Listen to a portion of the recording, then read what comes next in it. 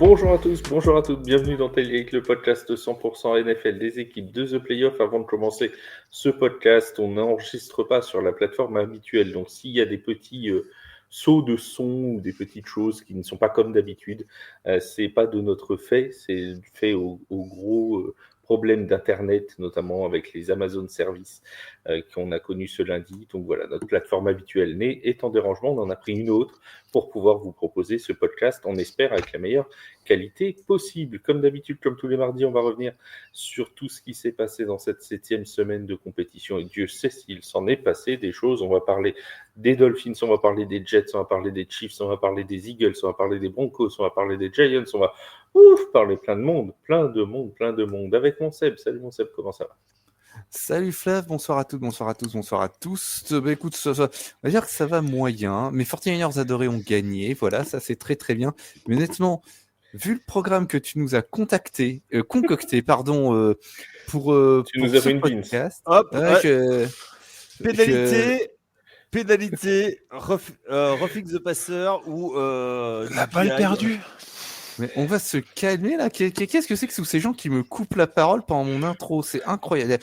L'absence de discipline dans cette équipe, C'est moi, dingue. c'est en train de me. Oh là là, oui. Donc, tu nous as préparé un beau programme de la déprime. Moi, j'ai exulté. Il a fallu que je regarde les matchs des Browns, des Jets, etc. Donc, j'ai repris l'Exomil et ça va mieux. Et ça va mieux. Celui qui a pris 8 boîtes de l'Exomil hier après la défaite des Giants. Mon Yaya, salut mon Yaya, comment ça va? Et encore, Ouais, tu sais que Bertrand, il en a 12, lui. écoute, si ces deux fois on n'avait pas perdu au buzzer, je crois que vous seriez déjà en train de faire caca culotte, parce qu'encore une fois, on se rapproche des 7 victoires. Mais bon,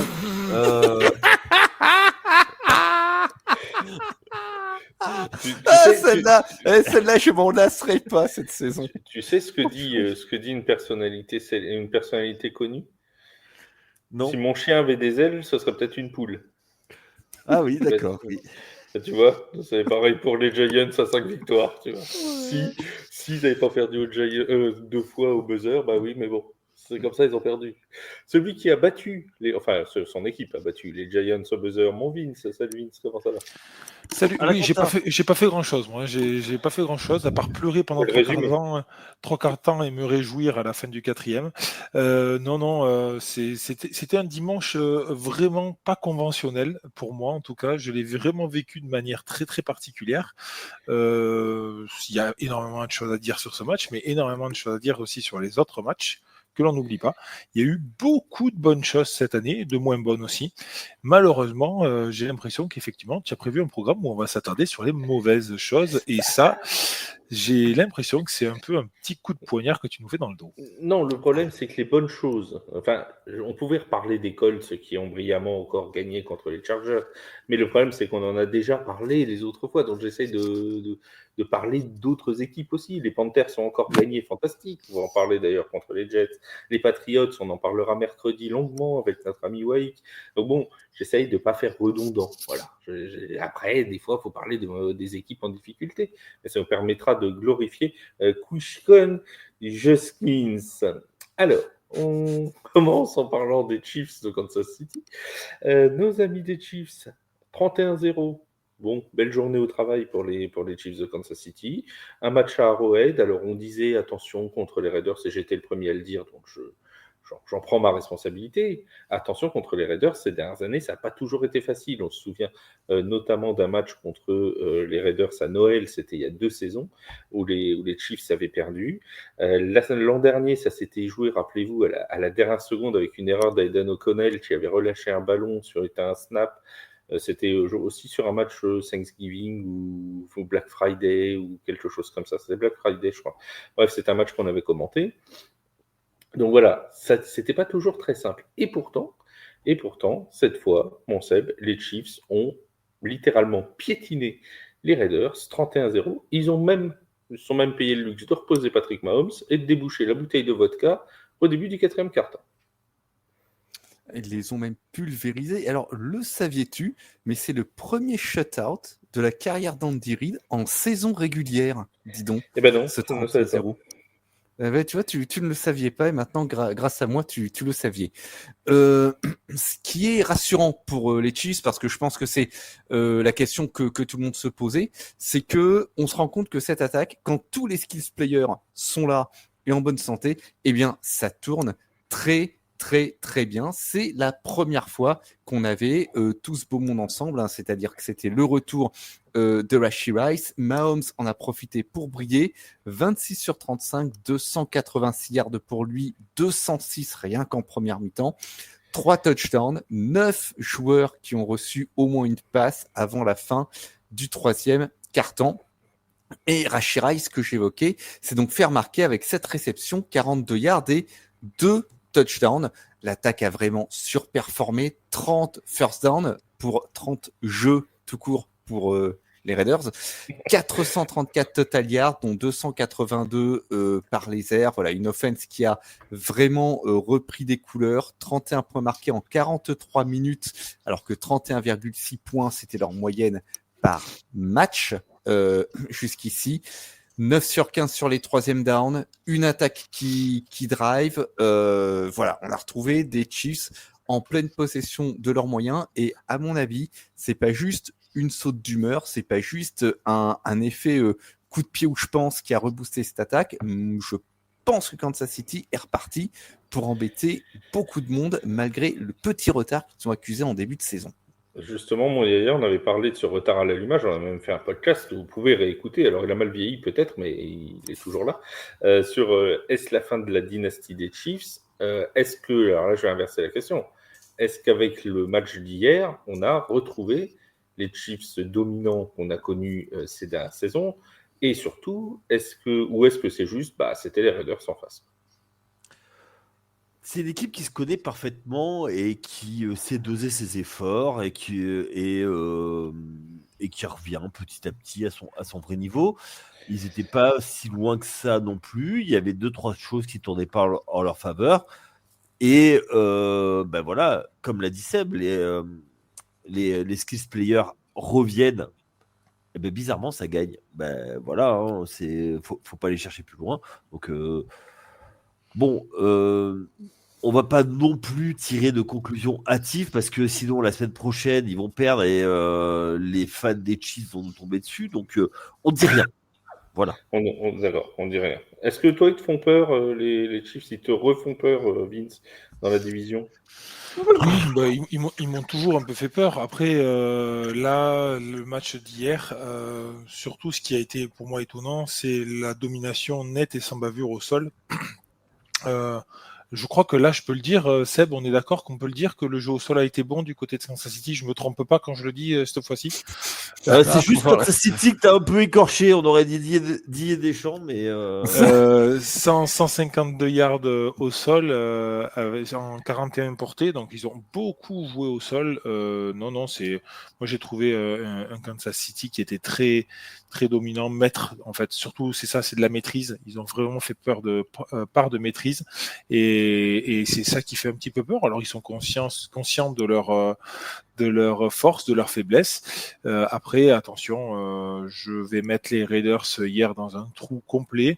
Je pense qu'ils valent beaucoup mieux que ça en vrai, mais hier, ils n'y étaient pas du tout, que ce soit du QB, du receveur, de la défense.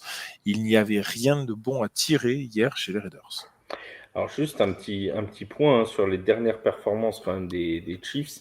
Depuis un mois, c'est 37 points marqués contre Baltimore, 28 contre Jacksonville dans la seule défaite sur les 5 derniers matchs, 30 points contre les Lions, 31 points contre Las Vegas. Offensivement, ça semble quand même bizarrement le retour de Xavier Worthy et en plus Rashee Rice hier. Clairement, ça a semblé quand même redynamiser quelque peu cette équipe, les Chiefs de Kansas City qui vont recevoir les Commanders le 28, donc c'est quand? C'est la semaine prochaine, ça doit être lundi prochain, dans la nuit de lundi à mardi. Et ensuite, ils joueront les Bills à Buffalo, ce qui sera peut-être le prochain très gros test, mais quelque part, on avait déjà dit ça aussi face aux Lions, et ils s'en étaient plutôt bien sortis. Alors après, la question est de savoir si les Bills sont si forts que leur bilan ne le dit, ou si c'est, comme certains les appellent sur Internet, des fraudes potentielles. Mais ça Oh, c'est pas bien de parler de Wake tout de suite, de tirer à balles réelles sur le pauvre Wake. Déjà que il se prend des réflexions sur ses coupes de cheveux sur les réseaux sociaux. Oui. Alors bon. Plus que les deux matchs à venir, moi je vais même aller jusqu'aux 4 prochains matchs des Chiefs, puisque derrière ils vont chez les Broncos et surtout, plus que les Broncos, ils vont chez les leaders en AFC, ils reçoivent les Colts. Et ça va être pour moi aussi un gros révélateur. Alors avoir la tenue des Colts à ce moment-là, mais les 4 matchs là, ils reçoivent les Commanders chez les Bills, chez les Broncos, et ils reçoivent les Colts. Voilà quoi. Il faudra en prendre 2, mais voire 3 vu leur ambition, mais c'est pas gagné.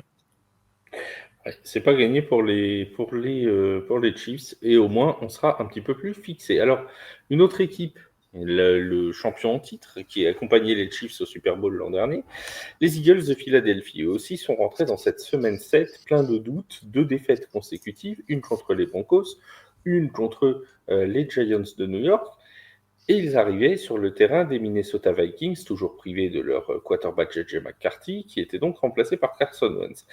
Un match qui n'était pas forcément des plus faciles pour les Eagles de Philadelphie, et pourtant, mon Vince, ça s'est plutôt bien passé pour les Eagles. Est-ce qu'on a retrouvé les Eagles ? Alors, retrouver les Eagles, on va tempérer quand même. Je ne tempère pas, moi. Je suis Non, d'accord on n'est pas en Finlande.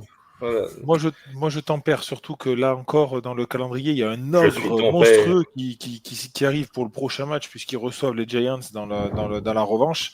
Le prochain match va être ne va pas être piqué des hannetons, si tu vois ce que je veux dire. Non, après, pour revenir un peu sur le match, je trouve que bon, ils s'en sortent avec 6 points d'avance, et c'est une belle victoire chez les Vikings, forcément.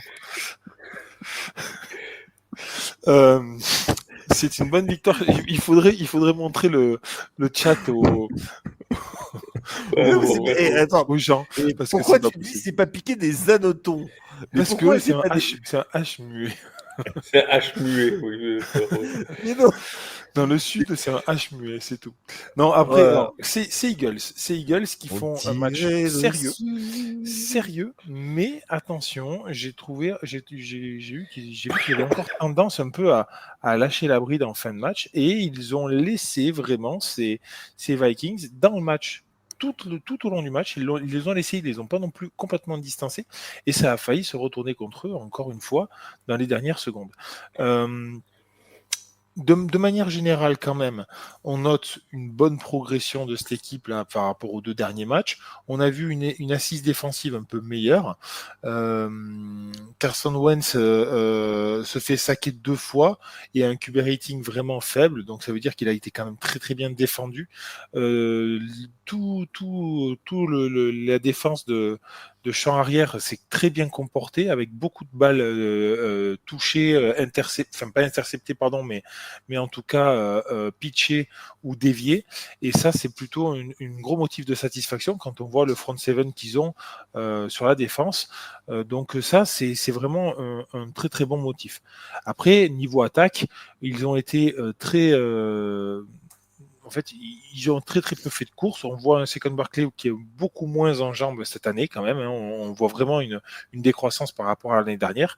Mais par contre, on a une attaque qui rayonne beaucoup plus dans les airs, avec un Devonta Smith hier et un A.J. Brown, surtout A.J. Brown qui fait 2 ou 3 catchs très clutch à la fin du match. Dans le tout dernier. Dans le tout dernier, qui sont vraiment très très bons. On a retrouvé un très bon A.J. Brown, je trouve. 4 réceptions pour 121 yards. Devonta Smith, c'est 9 réceptions pour 183 yards. Voilà, de manière générale, j'ai trouvé cette équipe qui remporte un très très bon match, et ça c'est la plus importante des choses pour ces Eagles. Il fallait se remettre dans le droit chemin. Il va falloir un petit peu plus sécuriser quand même ces matchs-là et aller enfoncer un petit peu plus.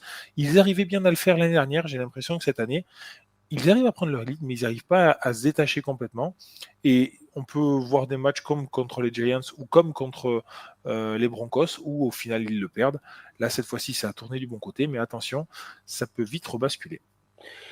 Est-ce que, mon Yaya, on doit s'inquiéter du 2,4 Jules 4 yards par course de Saquon Barkley, plus généralement de son début de saison, où il semble, comme le disait Vince, un peu moins dominant, ou est-ce que sur l'échelle d'un Josh Jacobs, ça reste une très belle performance? Moi, je pense que c'est dans le play calling. Autant l'année dernière, ils avaient besoin d'asseoir. Maintenant, ils savent que quand ils auront besoin de Saquon Barkley, ils pourront l'utiliser. Alors, ok, il a 18 courses, 48 yards. 44 yards, Ouais. 44, pardon. C'est pas très grave, 2,4. ça change pas grand-chose. Oui. Au total, ça fait 23 courses. Oui, il a pas mal de ballons, mais je pense que c'est dans le choix des courses où c'est beaucoup plus vers l'intérieur que l'année dernière. C'était beaucoup plus en décrochement et jouer vers les extérieurs. Et alors, je sais pas pourquoi, il y a Vince qui est en train de nous faire des gestes. Yaya a dit quelque chose de sensé. Écoutez ça, c'est important. Oui, mais... Non, mais c'est exactement ça, en fait. Et qu'est-ce que c'est qui a changé? C'est Mais juste t'as qu'à de me couper la parole. Il y a un problème de garde qui n'arrive plus à décrocher et ça change tout dans les courses de Saquon Barkley sur l'extérieur. Ouais, totalement. Et du coup, je pense qu'il y a des choses qui sont gardées puisqu'ils savent qu'ils sont sûrs de leur force. Ils savent qu'ils vont aller en play-off et loin. Et ils gardent certains jeux, et notamment Saquon Barkley sur des jeux sur Saquon Barkley. Moi, je pense que c'est ça. Après, est-ce qu'il y a besoin de le faire courir autant?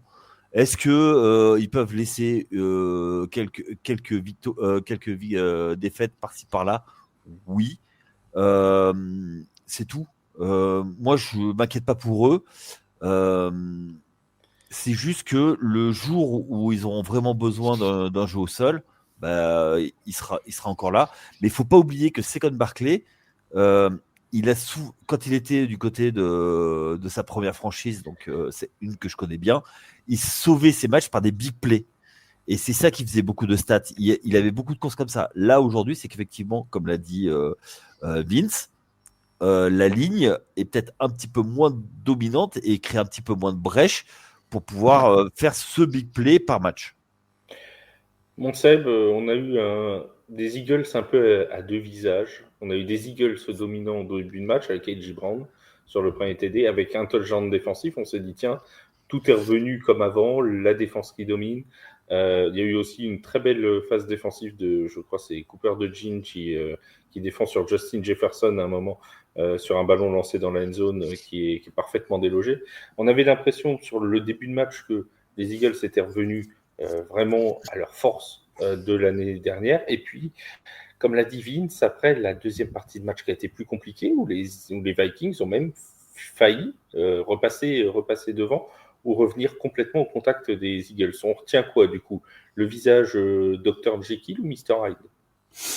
J'ai envie de retenir surtout le fait que leur attaque aérienne a vraiment repris des couleurs, pour reprendre la même expression que j'ai utilisée pour celle de Kansas City. C'est pas les mêmes couleurs. Sur ce match, c'est pas la même couleur, c'est un peu plus vert, mais néanmoins, 326 yards, 3 touchdowns pour Jalen Hurts, c'était son meilleur match cette saison. 5 sur 5, 216 yards, 3 touchdowns sur ses passes de 20 yards ou plus. Effectivement, un jeu au sol alors qui semble calé. Est-ce que, comme le dit Yaya, ils cachent leur jeu ou est-ce qu'il y a un vrai problème sur le jeu de course? J'ai encore du mal à le dire.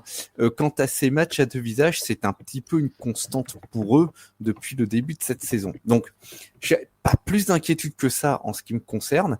On est habitué. Après, Minnesota est tout de même sur le papier une équipe qui avait les moyens de revenir dans ce match, sauf que Carson Wentz se retrouve en difficulté. Il lance certes 313 yards, mais 2 interceptions en première mi-temps, dont un pick six, et ça va leur coûter très cher. Du coup, moi je pense que pour Minnesota, pour passer sur l'adversaire, il y a une question qui va se poser, c'est que faire au poste de quarterback. Avec Carson Wentz, ça marche moyennement. JJ McCarthy semble pas encore tout à fait prêt à reprendre, puisque pour le match de dimanche, il était listé comme emergency quarterback, donc ça veut dire que il a encore quelques étapes à franchir avant de pouvoir revenir à plein temps. c'est ce point-là qui va être un petit peu inquiétant pour les Vikings du Minnesota. Du côté des Eagles, je pense qu'ils peuvent se permettre encore d'afficher la sérénité du champion en titre. Ouais, en tout cas, on a. Oui, vas-y, moi. Moi, plus que Philadelphie, moi, l'équipe qui me pose vraiment question, c'est Minnesota. J'allais venir. Ah, d'accord. Vas-y. Non, vas-y, c'est très bien. Non, mais moi, j'arrive vraiment pas à les situer. J'allais dire précisément, on a du mal à situer cette équipe de Minnesota. On ne sait pas trop, en fait, où on en est. Au bout de 6 semaines, on ne sait pas. En fait, j'ai l'impression que c'est une année sur deux. Il y a une année où où on les attend pas et ils sont bons. Et l'année où on se dit, putain, ça va être la confirmation, il y a un goût d'inachevé, en fait, dans cette équipe. Moi, tu vois, avec un joueur comme Justin Jefferson qui aurait dû marquer beaucoup plus de points en fantasy hier, voilà. Mais bon. On se demande qui a Justin Jefferson dans son équipe fantasy. Oui, on se demande. Mais à côté de ça, je sais pas, il y a un truc. Et sur le match, ils étaient si près, si loin tout le match. Et j'arrive pas à situer cette équipe, savoir si c'est une bonne équipe, une équipe qui playoffable, ou qui va faire le wildcard peut-être ric-rac, ou pas du tout les playoffs. J'arrive pas à les situer. Le calendrier est très difficile quand même pour les Vikings, avec 2 déplacements chez les Chargers et chez les Lions, plus la réception des Ravens. Alors les Ravens ne sont pas dans une très grande forme, mais derrière ils ont encore 2 fois les Packers, les Commanders à domicile, les Seahawks là-haut. C'est pas un calendrier hyper facile quand même pour les Vikings, et je partage complètement votre avis. Ils sont très très difficilement situables sur une échelle là, des puissances de la NFL. Là, c'est vraiment le gros ventre mou. On ne sait pas quoi attendre pour le moment. C'est un match sur 2 depuis le début de l'année. Donc, bon, ouais, à voir. Alors après, on a prévu de faire un podcast spécial sur les divisions, mais je vais presque être d'accord avec Yaya qui me fait cette demande depuis le début de l'année. Est-ce que finalement, cette année, la NFC Nord est si forte que ça? Parce qu'on a quand même une équipe de Minnesota qui est à 3-3. Les Packers, ils ont un très beau bilan, mais quand tu regardes le match, encore hier, face aux Cardinals, ils ne marchent pas sur leurs adversaires. Déjà, contre les Bengals, la semaine dernière, avec Joe Flacco, c'était pas extraordinaire. Là, contre les Cardinals, ça l'est pas non plus. Les Lions ont déjà perdu quelques matchs. Les Bears, finalement, reviennent bien, ils sont sur une bonne dynamique, mais on attend de les voir contre des équipes un peu plus chevronnées. Voilà, est-ce que la NFC Nord est si forte que ça finalement? Peu importe la NFC, mais en tout cas, c'est surtout juste quand on prend le calendrier propre et intrinsèque à cette équipe, on voit quand même qu'il y a quand même encore beaucoup de matchs à disputer, et que ces matchs-là, ils sont quand même assez compliqués. Donc, je sais pas, mais oui, ça va être difficile d'aller accrocher les playoffs pour Minnesota cette année, je trouve. Non, mais pour revenir à ta question, je trouve que ils bénéficient d'une hype parce que tu as des équipes historiques et des équipes qui, notamment Détroit, qui historiquement, eux, étaient faibles et qui maintenant caracolent en tête. Donc du coup, on a toujours cette image d'Épinal avec Green Bay et Chicago qui sont tout en haut avec des grosses défenses, et les Vikings qui, d'une année sur l'autre, peuvent faire des choses, toujours placés, jamais gagnants. Il y a beaucoup, c'est beaucoup une bataille d'image, et je pense que tu vois, à côté de ça, il y a d'autres divisions, et on en parlera, qui cette année ont peut-être moins la hype, mais sont peut-être plus fortes. Oui, moi, ça. Oui, non, je pensais à la NFC West. Non, effectivement, Ah, d'accord. Voilà, je pensais à la NFC West. Mais fais pas des gestes, les gens ne les voient pas, ces gestes. Mais, tu sais que nous ne sommes pas en direct. Et effectivement, la NFC Nord est compliquée à lire cette saison, et les Minnesota Vikings au sein de cette NFC Nord sont compliqués à lire, parce que effectivement là ils sont 4e, mais avec un bilan de 3-3, c'est pas non plus honteux. En même temps, tu te dis que vu comme c'est compétitif cette année, dès que tu as un match de retard, tu peux parfaitement te retrouver dans la position du décroché. Non, c'est compliqué, c'est très compliqué. Ils ont leur défense antiaérienne qui d'habitude est plutôt bonne parce qu'ils avaient bien limité les QB adverses. Je crois ils avaient tenu les QB adverses à un QB rating de 46.8 lors de leur match précédent. Là, ils sont explosés et sur le poste de quarterback, on peut se poser la question de savoir si ils regrettent pas de pas avoir essayé de poursuivre un peu plus assidûment Sam Darnold. Je sais pas. C'est une possibilité, surtout que le choix de JJ McCarthy, moi je veux bien, hein, on n'arrête pas de me dire oui, mais bon, faut le temps qu'il fasse ses preuves. Oui, mais pour l'instant, il est plus souvent à l'infirmerie que sur le terrain, donc ça va être un peu compliqué. Ah ben, j'espère qu'ils ont des bonnes assurances santé, quoi, là-bas. Dans le Minnesota, sans doute. En parlant d'assurance santé de gens qui sont probablement en déprime, c'est notre moment. Le moment où il faut penser fort à nos amis des Miami Dolphins. Pensons à eux, qui se sont noyés hier. À l'heure où on parle, Mike McDaniel, c'est toujours le coach. Voilà. Alors ça c'est une anomalie, hein, on est d'accord. À l'heure où nous parlons, Mike McDaniel est toujours entraîneur des Miami Dolphins. Et même pire, Mike McDaniel a fait une conférence de presse aujourd'hui disant qu'il fallait qu'aucun changement n'était vraiment écarté, sauf visiblement le sien. Mais voilà, tout était sur la table, on peut tout changer. Bon, moi j'ai bien un truc qu'il faudrait possiblement changer, et c'est sur le banc de touche. Mais ça, c'est un autre débat pour un autre jour. Pour l'instant, il est toujours entraîneur des Dolphins. Les Dolphins qui allaient donc rendre visite dans l'Ohio aux Browns de Cleveland.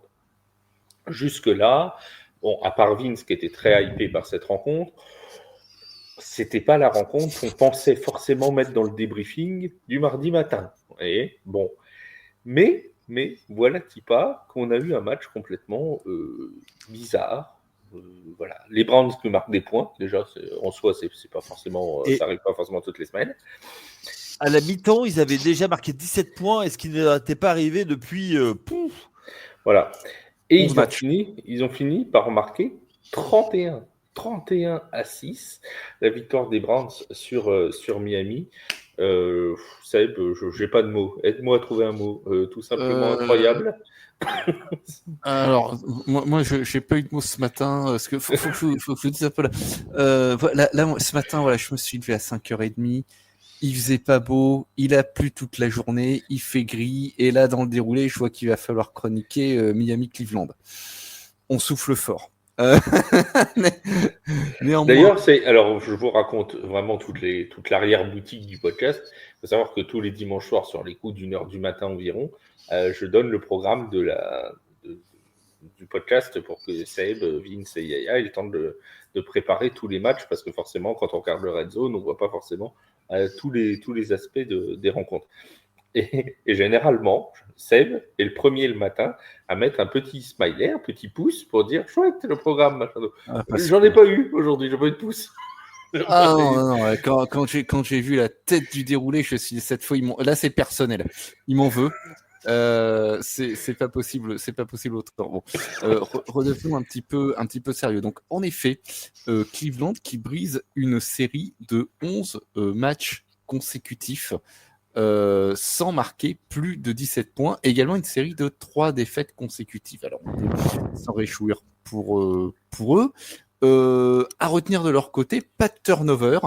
Un jeu au sol qui a fonctionné, notamment avec le héros du jour, Quinton Judkins, 84 yards, 3 TD. C'est comme ça qu'il faut dire Vince. Judkins, d'ailleurs, qui a été quasiment leur arme absolue, voire leur unique arme. Mais ils ont eu raison. Ça fonctionnait face à une défense au sol très médiocre du côté de Miami. Certes, ça fonctionnait. Et ils ont continué.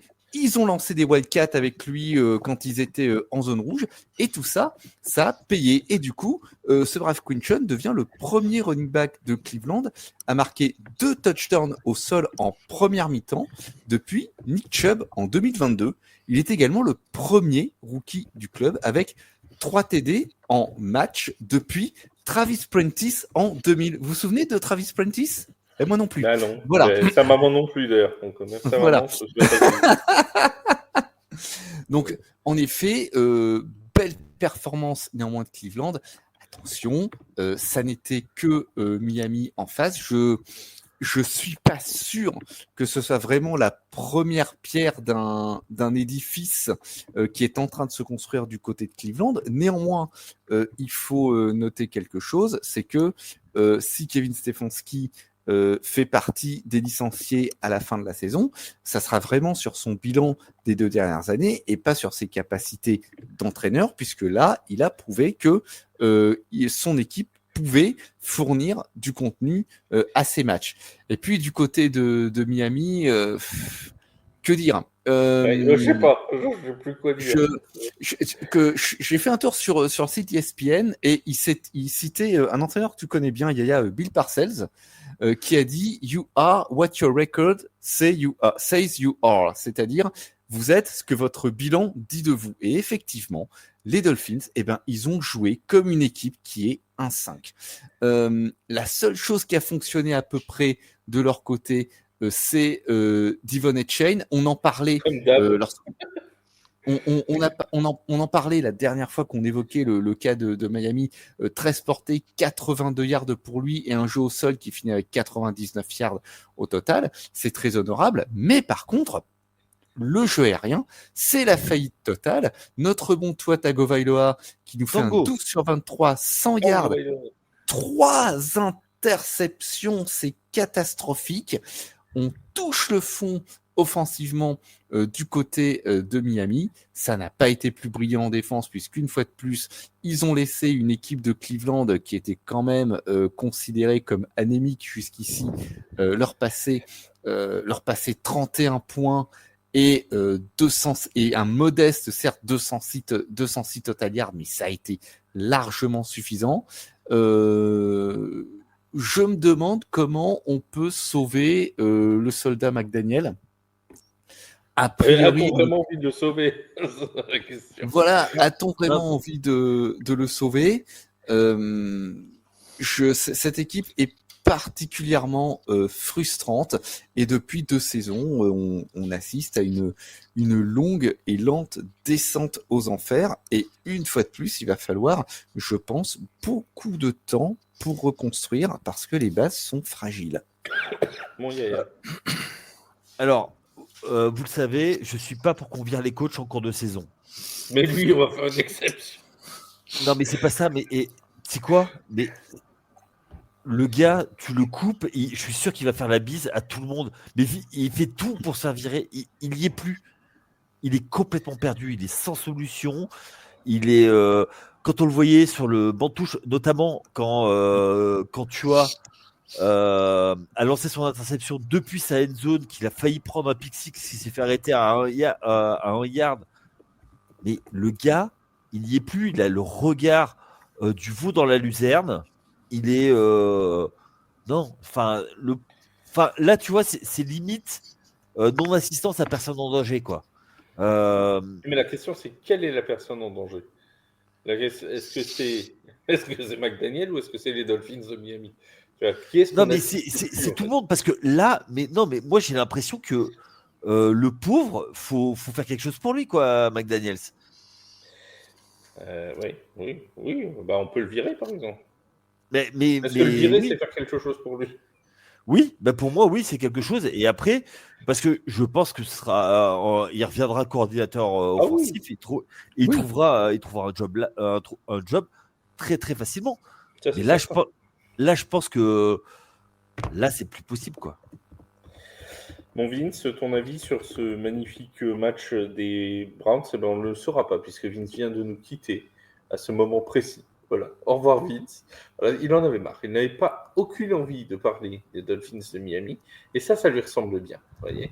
Et vous, les autres sont témoins. Yaya Seb, vous pouvez témoigner auprès des gens qui nous écoutent. Il a quitté pile au moment où je lui ai posé la question.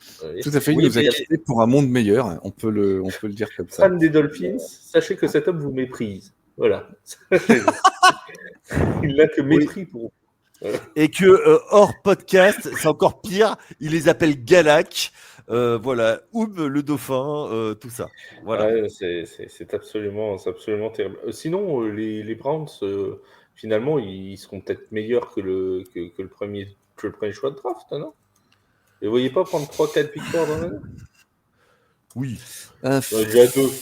Déjà pas mal. Non, ils finiront à 5-12. 5-12. Oui, oui. Ouais, un Ok. truc comme ça, 5-12, 6-11. Voilà, ils vont en prendre quelques autres. Bon, bah, c'est Attends, cool. il faut que je regarde leur calendrier à venir. Là, je ne l'ai pas sous les yeux. Voilà, j'y Des suis petites presque. mirettes. Ah, attends, Vince revient peut-être pour nous parler des Dolphins. Attends. Ah. Et non. Alors, attends, je vais vous parler du calendrier des Brands. Alors, il- je vais il- meubler. Vas-y. Reviens, Vince, reviens. Voilà. Alors Vince, donc, qui méprise les Dolphins, comme on le disait. La question était, que penses-tu de ces Dolphins pendant que tu es avec nous? Alors, ben, Mike Ah, il est avec McDaniels, nous, mais déjà- depuis les toilettes, visiblement. Ah, vous n'entendez rien? Alors, on t'entend, mais c'est un peu... C'est-à-dire qu'il y a de l'écho, quoi. Je suis désolé, j'ai que ça. Voilà, non, c'est bien, vas-y. Ça va mieux. Disons que Mike McDaniel, je ne sais pas ce qu'on peut lui reprocher. Il a quand même permis aux Browns de marquer 31 points. Qu'est-ce qu'on peut lui reprocher à ce brave homme? Bah, rien. Il arrive à faire des miracles. Donc, Il a fait briller Cushion. il faut, à un moment donné, non, c'est le numéro 10. Moi, je l'appelle le numéro 10 maintenant des Browns. Voilà. Vous m'avez vexé, donc voilà. Mais non, après, qu'est-ce qu'on peut dire de Miami? Seb l'a très bien dit, le colosse au pied d'argile, mais même plus colosse en fait. Donc c'est une base qui est complètement détruite. Il y a tout à reconstruire. Tyreek Hill qui est out pour la saison. On ne sait même pas si l'année prochaine il pourra avoir une saison complète, s'il pourra bien se préparer pour sa saison. Donc on parle potentiellement de 1 saison et demie, voire 2 saisons complètement out. Il y a tout à refaire, des contrats à rebalayer complets, une protection de QB qui est à revoir du début à la fin, un playbook également à revoir, des défenses qui laissent tout passer. Il n'y a rien à garder. La Floride en octobre, d'après Nostrada Yaya, c'est des ouragans. Vivement que l'ouragan emporte McDaniels, et il ne faut pas emporter que McDaniels à mon sens, parce que au-dessus, il y a un general manager qui doit aussi se poser des questions et qui se doit se dire oulala, c'est pour bientôt la fin, parce que là, franchement, la construction générale de l'équipe est quand même vraiment à revoir, quoi. Allez, bien, c'est bientôt la fin, comme dirait l'autre. Mon Seb, t'as trouvé le calendrier des Browns? Oui, je l'ai depuis un bout de temps. On m'a Et toi, tu sais grossièrement chercher sur coupé la... Internet. Voilà, et on m'a grossièrement coupé la parole. C'est intolérable. Alors, nos amis des Brands, il faut qu'ils aillent à New England la semaine prochaine. C'est peut-être pas gagné. Ils seront en bye week ensuite. Ils se rendent aux Jets.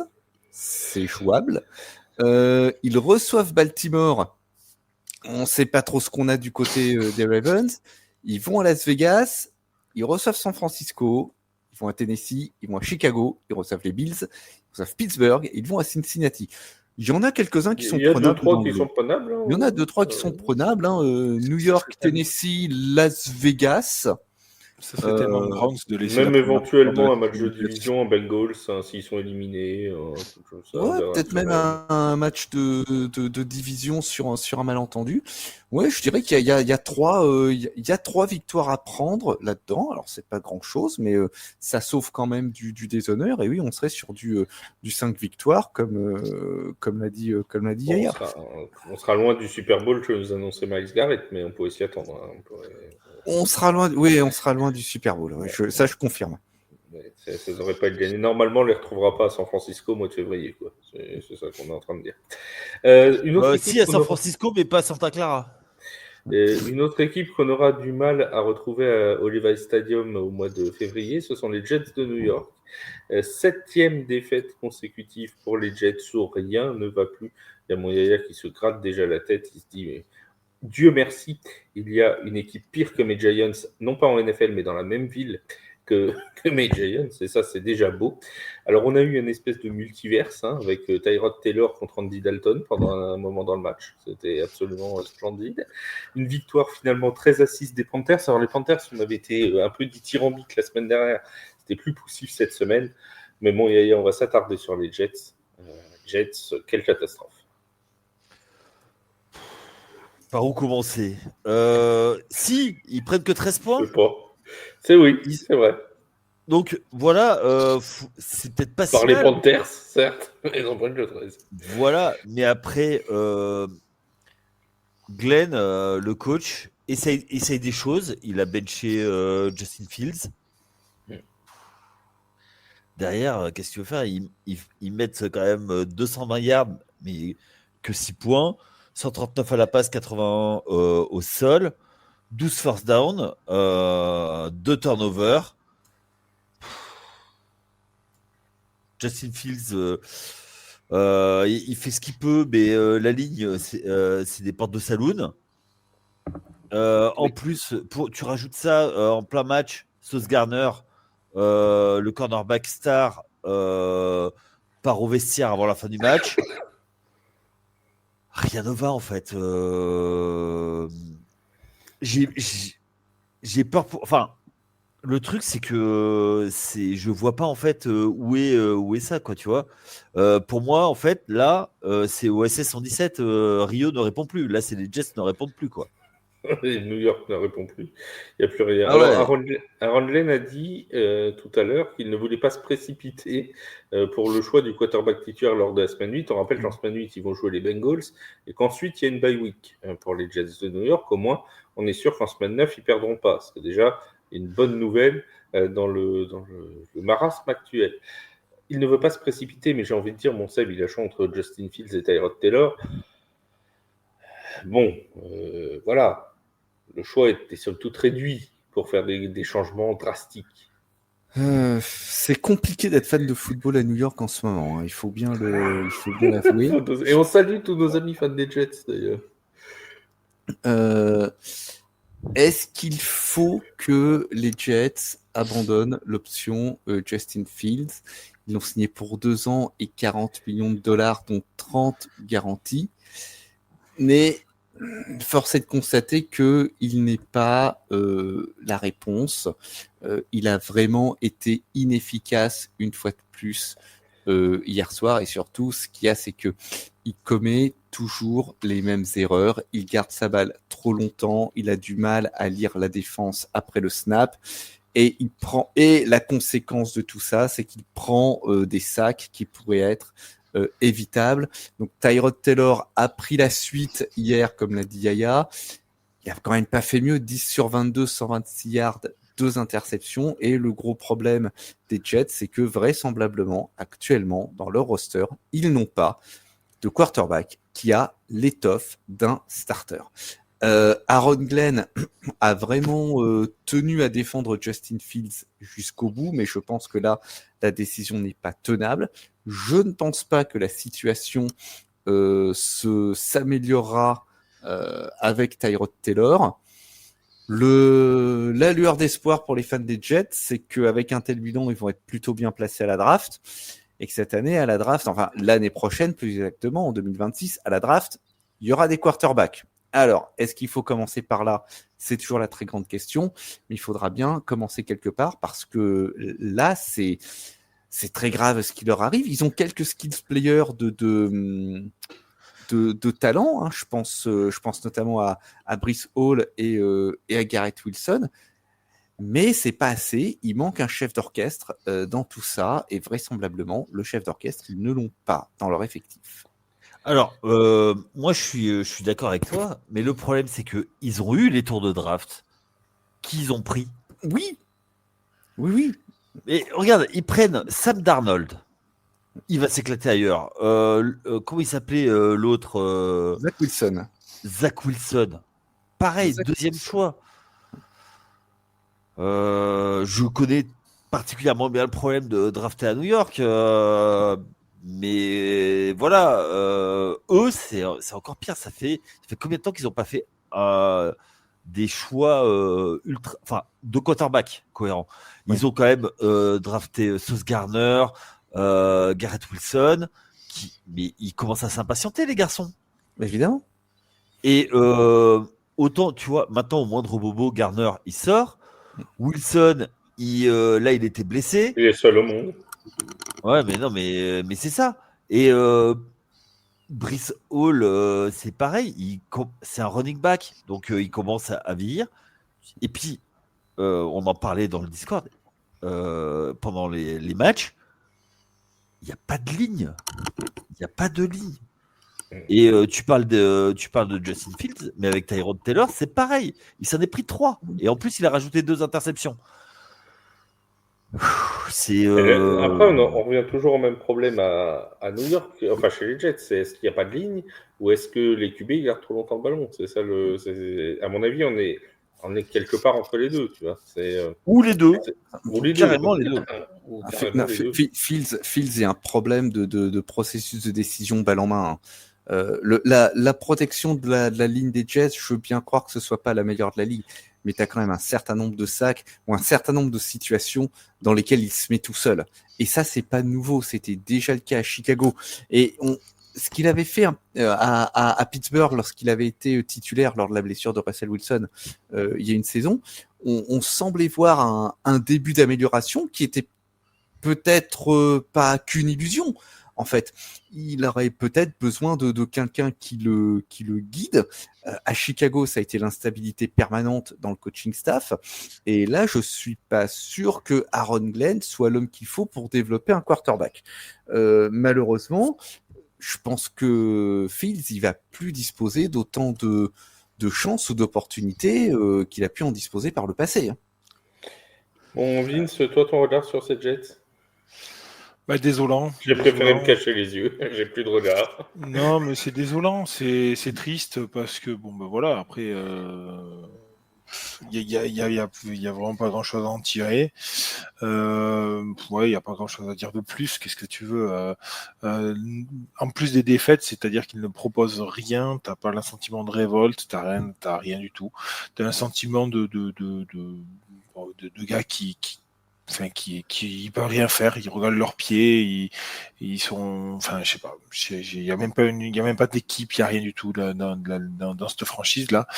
On parlait de la reconstruction de Miami, je les vois à peu près au même sur le même point, dirons-nous, parce que pour moi c'est vraiment des reconstructions de base à tout reprendre, si ce n'est qu'à Miami, il y a quand même quelques petits quelques gros éclats plutôt en termes de joyaux de diamants bruts qui sont Tyreek Hill et alors toi tu as toi Logalova en Tango Vailova. un peu moins bon. Non, je le répéterai pas. Mais oui. Je vous demande la VAR. Et vous le savez que j'arrive pas à les prononcer. En plus, je me mets tout seul dans la sauce. Et dis Tango. Non, mais voilà. C'est vraiment, à mon sens, deux franchises là où il y a tout à refaire, tout à revoir, et c'est compliqué, c'est vraiment compliqué. Je vois pas la sortie. Je vois pas la sortie parce que effectivement, tu parlais de draft, mais le QB qui va aller dans cette franchise là, il y a tout à refaire quoi. Drafting line aussi, hein, parce que waouh. Un petit, alors vous allez voir, vous allez me dire, mais pourquoi parle-t-il de ça? Mais c'est juste pour caser mes Saints dans cette. J'en ai disais. 48 minutes d'enregistrement, on est toujours vous allez voir qu'il y a un lien. Si vous êtes fan des Saints, apprêtez-vous à passer de bonnes fêtes de fin d'année. Voici le programme des Saints de la Nouvelle-Orléans autour des fêtes de Noël. Réception des Carolina Panthers, réception des New York Jets, déplacement chez les Tennessee Titans. Oh putain. Et bonnes fêtes de fin d'année à tout le monde. Ça va être sympa, ce petit programme. Oh non, mais là, les débriefs de podcast, Seb, ça va être quelque chose. Ah, ça va être terrible, je redoute. On avait prévu de commenter, enfin Seb s'était généreusement proposé à commenter en direct Saints Titans. Peut-être. Jamais de la vie. Peut-être que Vince pourrait se proposer de faire le Saints Jets. Ça me semblerait être de bon. Non, tu me colles sur un live Saints Titans. Moi, je suis au RH, je porte plainte pour harcèlement. Hein. Je suis désolé, j'ai des écrits après le déroulé de ce soir, ça passe. Hein.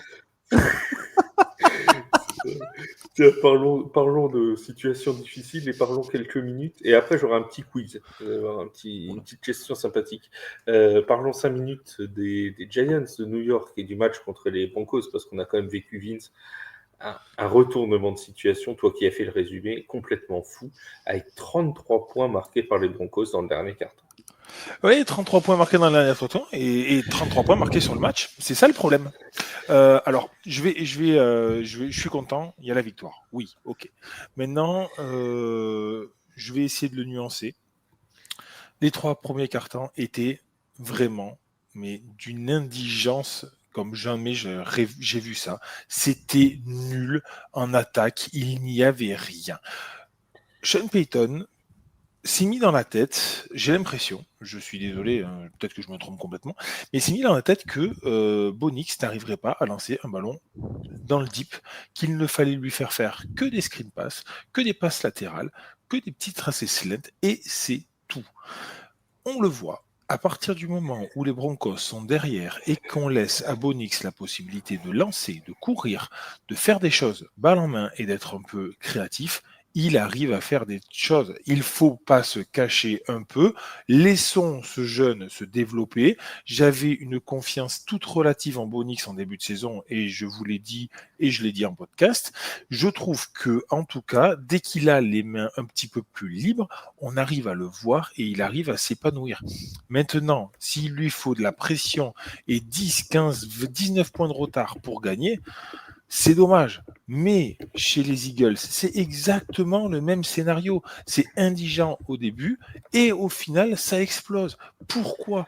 Simplement, je trouve que Sean Payton ouvre son cahier de jeu, va chercher des jeux beaucoup plus deep, beaucoup plus dans la profondeur et ça marche. Laissons ça un peu s'installer chez les Broncos, s'il vous plaît. Au bout de 2 quarts-temps à la mi-temps, les Broncos rentrent sous les sifflets de leurs propres supporters.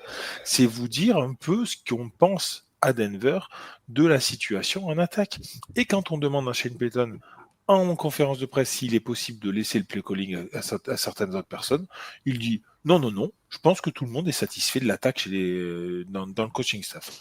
Il va falloir se remettre en question là. Parce que, ok, la défense, elle tient un peu, mais quand la défense, elle voit une attaque fonctionner comme ça, au bout d'un moment, la défense, elle en a ras-le-bol. Seb, t'es bien placé pour le savoir, on a joué au football américain.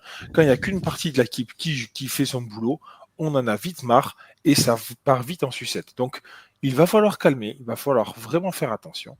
Et je vais juste finir un petit point sur les Giants. Oui, le match est perdu, mais quel match vous avez fait? J'ai été hyper surpris par la ligne offensive des Giants qui m'a vraiment surpris dans le très très bon sens parce que Jason Dark ne se fait que très peu toucher tout le long du match et en plus de ça ils ont été dominants pendant 3 quarts temps mais net et sans bavure. La défense a fait quelque chose de très fort donc ils perdent ce match, c'est dommage. Je pense que les appels de jeu de Brian Daboll seront à étudier aussi dans le 3e quart. Beaucoup trop de passes, pas assez de courses pour faire couler le temps. C'est dommage, mais bon, ça, je vais laisser Yaya peut-être en parler un petit peu plus. Alors moi, c'est toujours la même chose. Moi, c'est le play calling défensif. C'est on laisse beaucoup trop d'espace, beaucoup trop de prevent. Shane Gowen. Quand tu as le roster que tu as, tu dois être beaucoup plus agressif. Voilà. Après, oui, effectivement, c'est le 2e match qu'on perd, qu'on doit pas perdre à cause de cette défense prevent. Moi, je pense que il y avait autre chose à faire, effectivement. Le match, je pense que les Giants ne s'attendaient pas à être à ce score-là à la fin de Je te coupe une seconde, mon Yaya. Pour ceux qui n'ont pas vu le match, il y avait encore 26-8 pour les Giants à 6 minutes de la fin du match. C'est la première équipe à perdre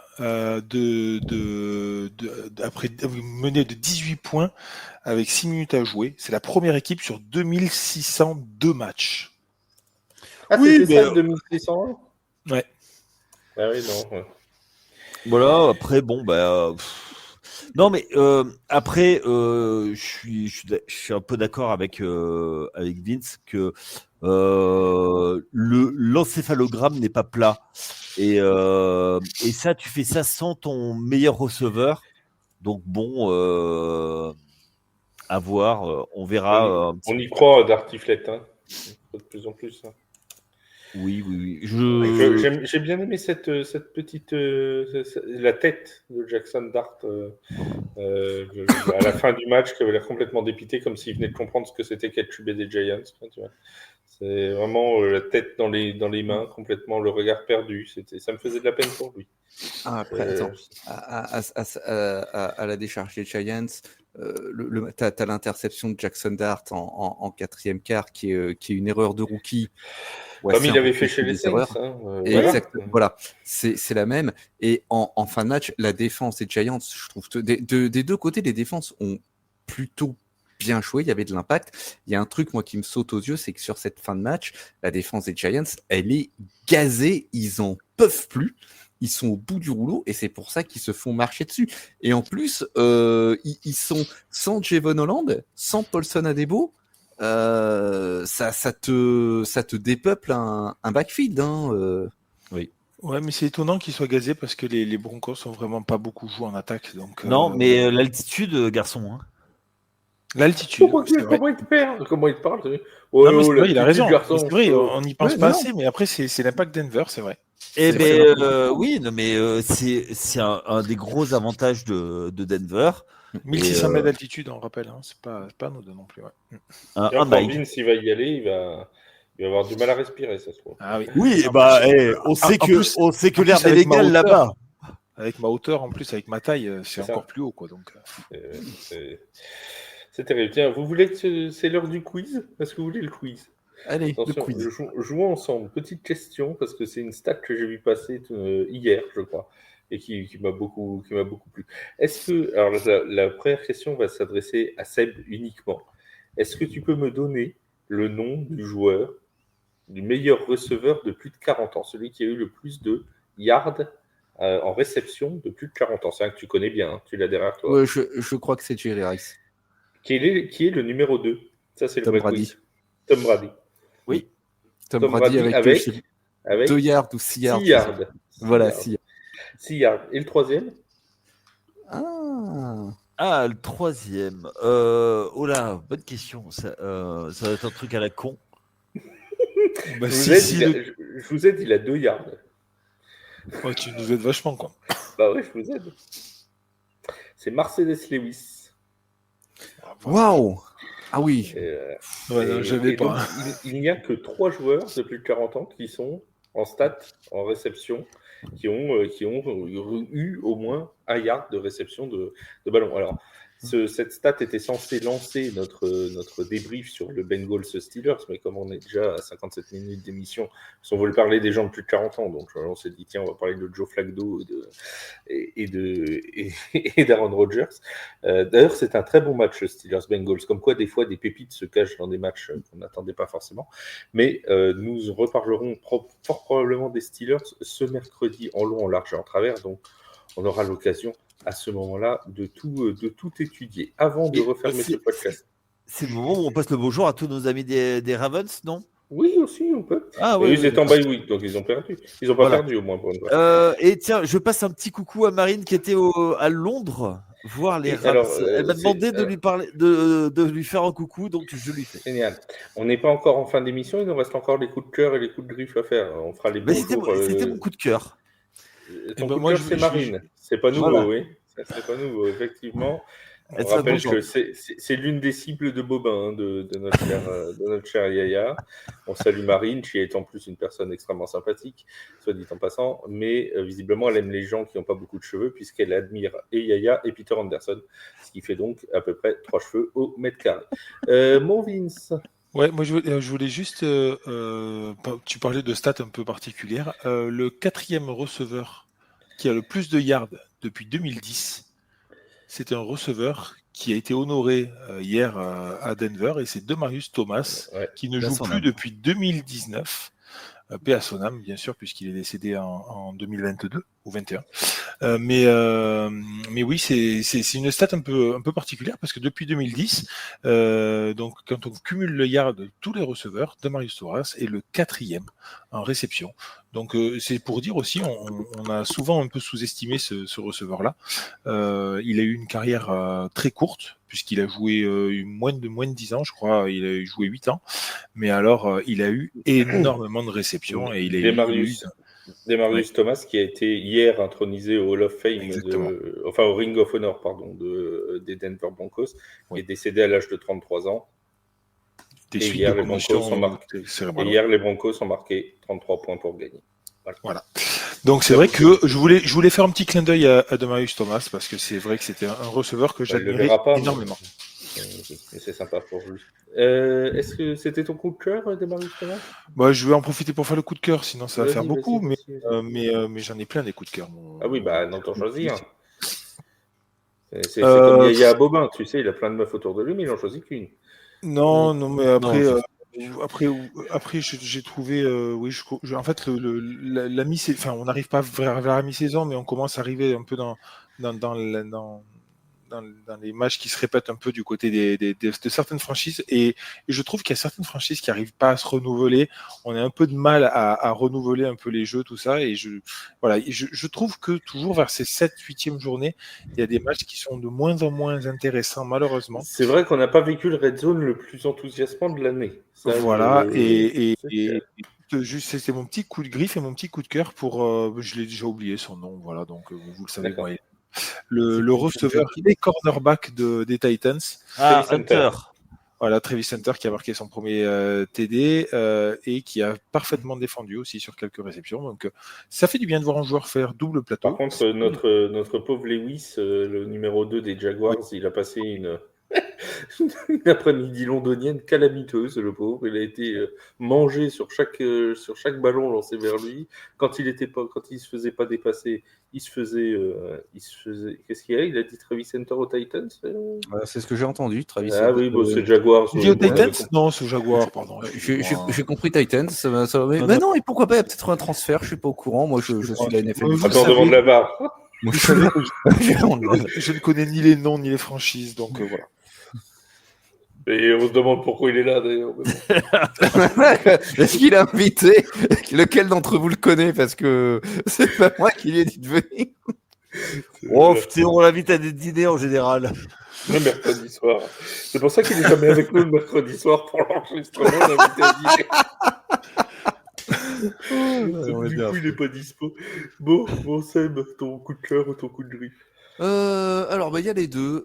Alors, le coup de cœur, je n'ai pas passé des heures dessus, mais ça a été justement ce match entre Pittsburgh et Cincinnati, que certains avaient surnommé le Papy Bowl, qui a été, ma foi, fort agréable à suivre avec deux quarterbacks, certes, qui avaient depuis longtemps dépassé l'âge d'être rookie, mais qui ont offert deux très très chouettes performances. Bravo à Joe Flacco pour prendre les rênes d'une équipe alors qu'il est arrivé depuis à peine une semaine, mais on reviendra là-dessus plus tard.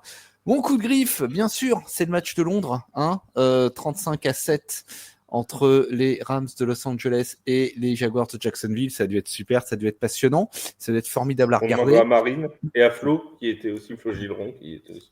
Voilà, donc il faut absolument que la NFL arrête de nous infliger ce type d'affiche en Europe. C'est de l'irrespect total. Et puis surtout, moi, grosse déception de la part de Jacksonville parce que chaque fois qu'on a l'impression qu'il se passe quelque chose et qu'il y a un projet qui se construit, je dis pas que c'est terminé, attention, mais ils avaient offert quelques performances sympathiques lors des semaines passées et là, ils ont l'air de retomber dans leur mauvais travers. J'ai toujours autant de mal à croire en ce club et vraiment à comprendre leur identité. Mais je crois en Liam Cohen. On va bien voir. On va bien voir. Mon Yaya, tu avais encore des choses ou pas ? Ouais, moi, il y a une action que j'ai beaucoup aimée, que j'ai vue grâce au Red Zone. C'est un punt, ça commence par un punt, et les équipes spéciales de Washington ont récupéré le jeu et a pris une course le long de la end zone pour pas faire de touchback, et rester sur les 1 yard. Et derrière, qu'est-ce qui s'est passé ? le running back, je sais plus qui c'était, s'est fait plaquer dans sa end zone, donc ça fait un safety et il récupère la balle derrière. Le running back des Cowboys, Ouais, Javonte Williams, je pense. ouais, je crois que c'est lui. Oui. Ouais, donc il se fait plaquer dans sa end zone et donc comment avec un punt, t'arrives à faire 2 points plus récupérer la balle. Voilà, c'était bon. ça. Moi, c'était chouette. Et les safety, c'est un truc, je sais, peut-être parce que c'est rare, mais ça me fait toujours kiffer de voir des safety. Oui, alors le safety, tu veux dire les points, pas, Oui, pas de voir un oui. safety jouer, quoi, parce que ça, je t'en fous, quoi. Oh, j'aime bien quand il met quand il arrive bien lancé pour péter un joueur, mais oui. Alors moi, mon coup de cœur, pardon, il va être hors NFL. On va aller du côté du flag et je vais donner mon coup de cœur aux Centaures de Grenoble et aux Fenris de Dijon, qui ont toutes deux, les deux équipes sont championnes d'Europe 2025 de flag. Donc voilà, les Centaures de Grenoble qui ont battu les Sphinx de Pau, donc les Français vont même un doublé, première et deuxième place pour la France. Et du côté des filles, Dijon s'impose contre des Allemandes, je crois que c'était Augsbourg, si je ne dis pas de bêtises. Et la troisième place pour les Molosses Red Lips. Donc on a 4 équipes médaillées sur les 6 équipes possibles. Donc bravo au flag français qui a encore réussi une grosse performance à Prague ce week-end. Et ça nous permet, on va parler de notre boss, puisque le boss s'est mis au flag lui aussi. Eh ouais, vous ne savez pas, hein, depuis 3 semaines, le boss fait du flag. Truc de fou, hein. Donc, oui, mais c'était quand même le plus grand prospect de l'histoire de la France, quand même, voilà. En poste de receveur. Il est passé du foot US au flag. Voilà. Il vise les JO de Los Angeles, peut-être. Alors, il faut ça. Tu vois, comme il a plus de connexions que Seb, voilà pourquoi c'était le plus grand prospect. Alors que Seb, intrinsèquement, était un meilleur receveur. Enfin bon, c'est comme ça. Sans aucun doute. On passe au récapitulatif des résultats. Les Bengals qui se sont imposés 33-31 face aux Steelers, c'était vendredi matin. Les Rams qui s'imposent 35-7 face aux Jaguars et Chiefs qui battent nettement les Raiders, on en a parlé dans cette émission, 31-0. Les Browns qui s'imposent 31-6 face aux Dolphins. Les Patriots qui gagnent 31-13. Décidément, c'était le jour des 31. Tout le monde s'est mis sur son 31 pendant cette semaine. 31-13 contre les Titans, c'est beau, hein, tout ça en fin d'émission après 1h06, c'est magnifique. Les Panthers qui n'avaient pas compris la consigne de faire 31 points, du coup ils ont inversé 2 chiffres, ils sont un peu dyslexiques, ils ont fait 13-6. Les Bears qui gagnent 26-14 face aux Saints. Les Eagles qui s'imposent 28-22 contre les Vikings. Les Colts avec encore un énorme Jonathan Taylor qui s'impose 38-24 face aux Chargers. Les Broncos qui battent nettement les Giants 33-32 à la dernière seconde.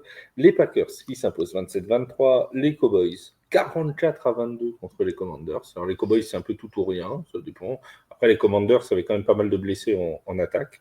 Et les 49ers qui s'imposent 20-10 face aux Falcons, notamment avec une très belle performance du running back Christian McCaffrey qu'on a retrouvé à son meilleur niveau. Il reste 2 matchs à disputer dans la nuit de lundi à mardi. Les Lions vont se déplacer en Floride.